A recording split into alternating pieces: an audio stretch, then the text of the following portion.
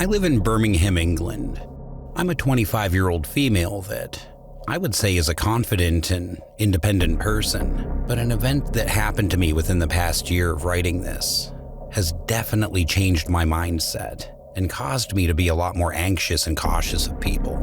It was late autumn, and I was working a job that didn't have set shifts. I'd be required to work some weekends, so my days off were pretty varied. I ended up having 2 days off in the week. I think it was Tuesday and Wednesday.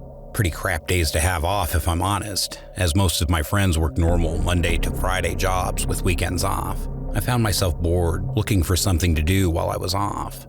So I texted a few of my friends to see if they wanted to meet up and do something. But as expected, most of them were either working until late or due to start a late shift. Not wanting to waste my days off doing nothing and sitting around the house, as I couldn't handle the boredom, I decided I would do something by myself. That's when I remembered a film I'd been meaning to get around to watching was still out in the cinema. I'd gone to the movies a few times on my own before and didn't feel weird about doing that, even though a lot of people say it's weird to do that. I don't know. Is that a weird thing to do? It doesn't bother me. You can decide for yourself. Anyway, I found a showing at the city center at 6:15 in the evening. I ordered my ticket online and headed off to get the bus as I didn't drive at the time. I was at the bus stop. It was pretty dark by now, as the evenings got dark quick. I could see my bus arriving, so I stood up getting ready for it to stop. As it did, the doors opened, and as I was about to get on, out of nowhere, a tall, skinny, older man barged past me, stepping onto the bus before me, almost sending me flying to the floor. Shocked and surprised, I couldn't bite my tongue, as I said aloud to him, "Well, you're rude, aren't you? You could clearly see I was in front of you, dickhead." As I said this, as wound up as I was in the moment, I sort of regretted my decision, because as soon as I said it, the man turned his head fast as he stared at me, not saying a word, but the look in his eyes really freaked me out. I could get a good look at him now as we were on the bus, and let me just say he looked anything but friendly. This guy was about 6'5", and here's little old me at 5'3", black bags under his piercing eyes. The pale complexion with his scabby forehead and messy, knotted hair stared right at me. He looked angry with wide eyes. He then gave me the creepiest grin with his crooked teeth and missing teeth. He turned and headed to the back of the bus and sat down as he continued to stare at me. I decided not to look back and leave the altercation there as he looked crazy. Such a strange guy. Birmingham is not short of strange and creepy characters, so this wasn't really out of the ordinary. But that said, I sat at the front of the bus, as far away from him as I could. The bus arrived at our town center. I waited a few stops until I was literally outside of the cinema. When I was getting off the bus, I took one look back to see the rude creep one more time. But as I stepped off of the bus looking through the window, I noticed he too had gotten up and was heading for the doors to get off of the bus. I thought, great, typical. So I began to walk at a fast pace towards the cinema. I looked back at the bus stop and the guy was staring straight at me as he slowly walked in the same direction as I was. I don't know if this was planned or a coincidence, but him watching me freaked me out nevertheless. I approached the entrance to the cinema, and as I opened the door looking back, the creep had passed, continuing to walk up the high street. Relieved and feeling a whole lot calmer being indoors, I went and got myself a drink and headed to my screen. As I entered, the showing was pretty empty.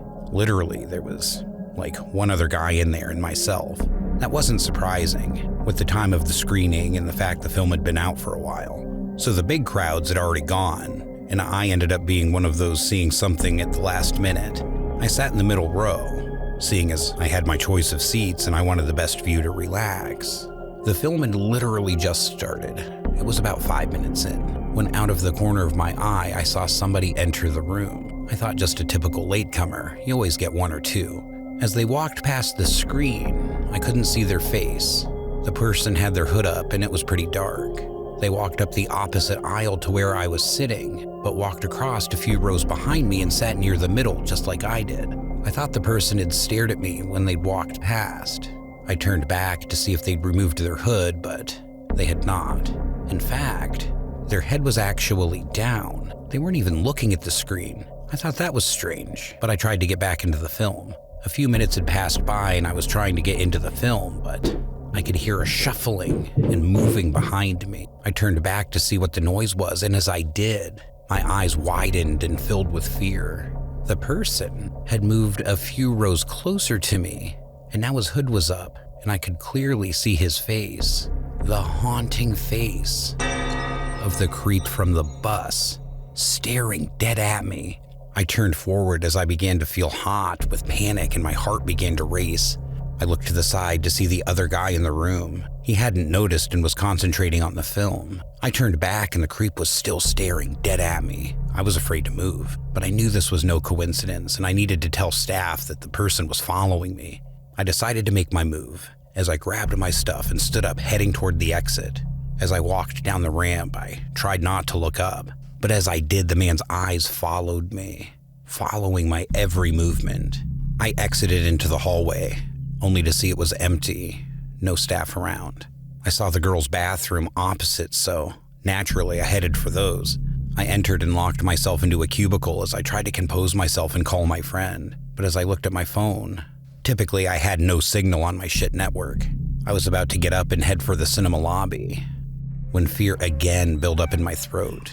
The bathroom door opened, and one by one, I could hear heavy, slow footsteps echo around the room as they closed in on the stalls. I tucked my feet up out of sight as I stood on the toilet seat. I was so scared it was him. The footsteps continued as the cubicle doors creaked as if being pushed open. Then, the shadow of 2 feet stopped and stood directly outside of the stall I was in. I honestly froze in fear. I didn't know what to do. The door began to rattle. I knew it was that man. I began to cry, but I had to try something to get out of there. The only thing I could think of was shouting out loud, but not at him, but to try to scare him. So I put my phone to my ear and I said, "Hello, yes, please help. I'm trapped in a bathroom being stalked by somebody who's trying to attack me. I'm locked in the bathroom at..." I proceeded to shout the cinema address and location and added, "Yes, please send multiple officers. And be quick, he's right outside." As I said this, the door stopped rattling and the footsteps moved back. They slowly moved towards the door. And I heard the bathroom door open and the creep had left. I waited in that cubicle for a good 5 minutes as I just cried to myself. I'd never been so scared in my life. As I exited, I ran straight to the ticket stand and informed the staff of what had happened. They searched the cinema to see if the man was still around, and an officer came and took my description. I didn't want to leave and get the bus back, so they called me a taxi to take me home. The staff were very helpful. I exited and went to my taxi, and as I sat in it and we started to move, I looked out the side window and I swear I saw the hooded man watching from a nearby alley as the taxi left. Since that night, I haven't been able to go to a cinema on my own. I have overcome that terrifying encounter, but constantly think about what had happened to me if he had gotten to me.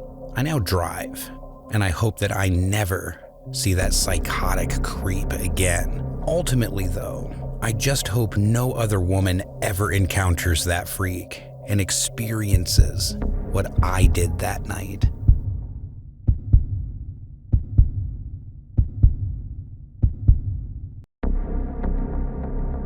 I'm a 29-year-old female. I'm a single mother, and I live alone with my 5-year-old son.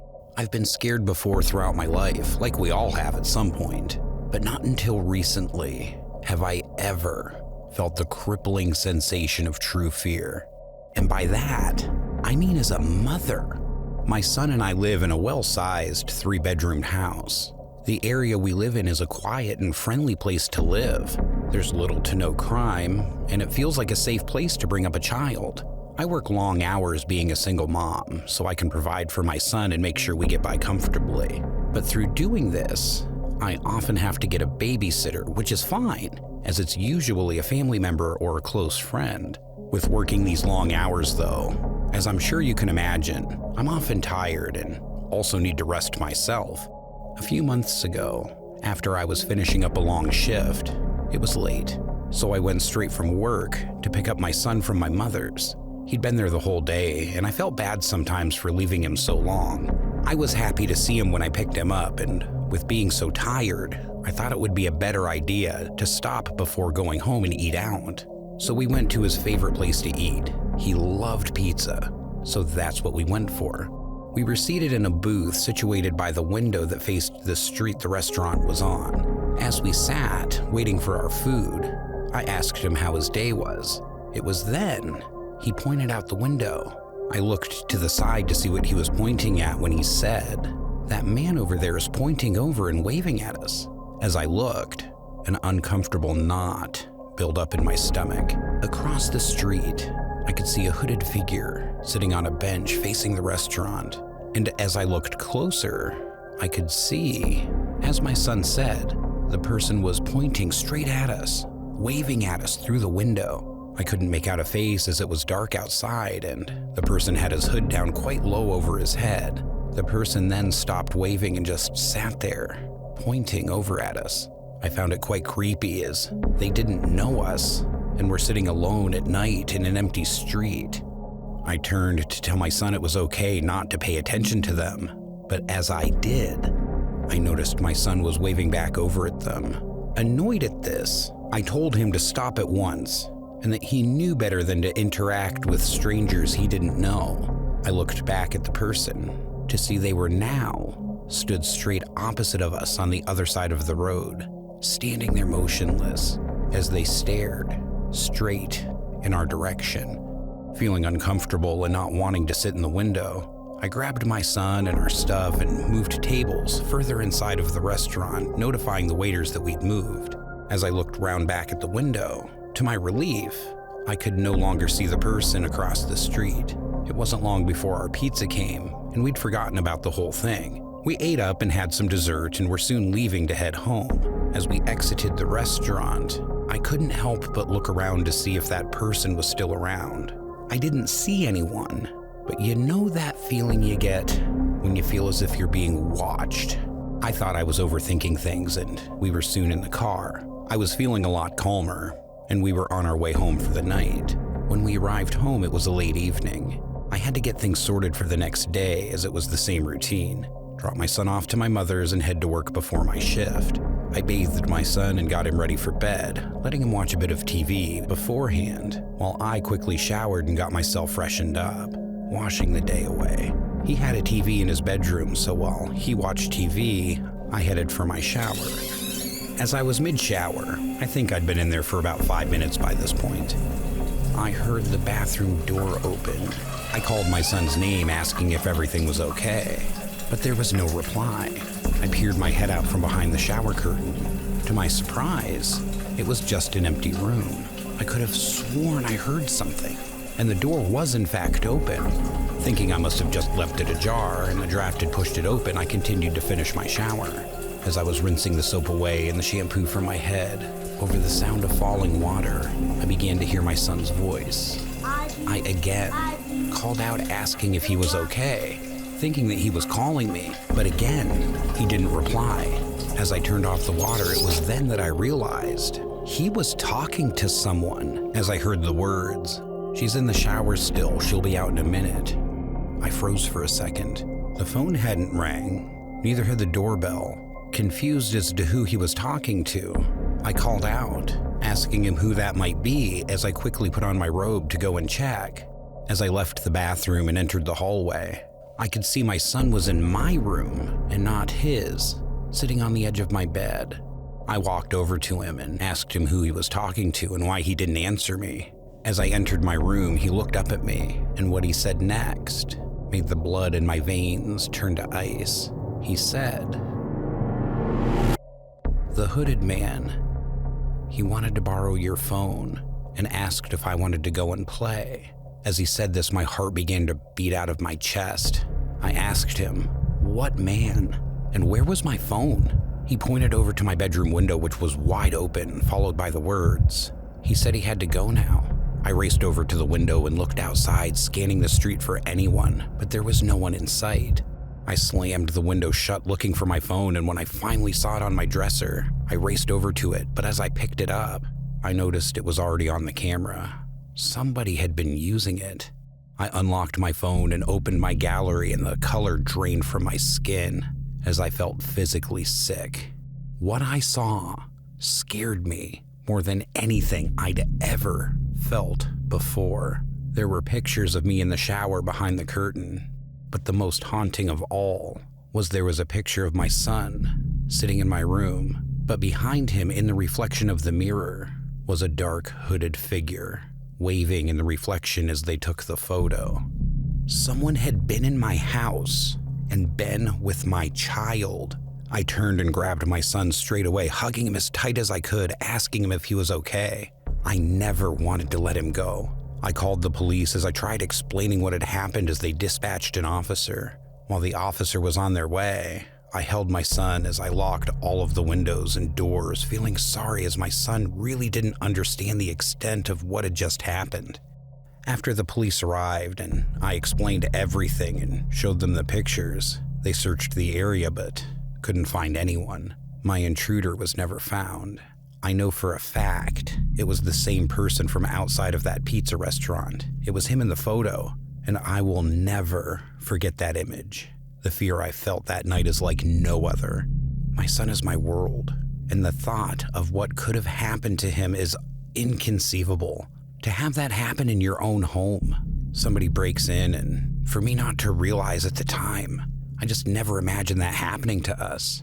I'm always so cautious now and never let my son out of my sight. Just a quick one, guys. Thank you for listening. I hope you enjoyed these disturbing stories. Why don't you comment down below which one would have terrified you the most if it were you in that situation? Also, don't forget to subscribe just over to the left and look out for plenty more upcoming content by hitting that bell button. If you can, like, comment, and share. It really helps us out, and I really appreciate it a lot, you guys. Let us know what story subjects you'd be interested in hearing soon in upcoming videos. And thanks again. Take care out there, and remember, fear lies within.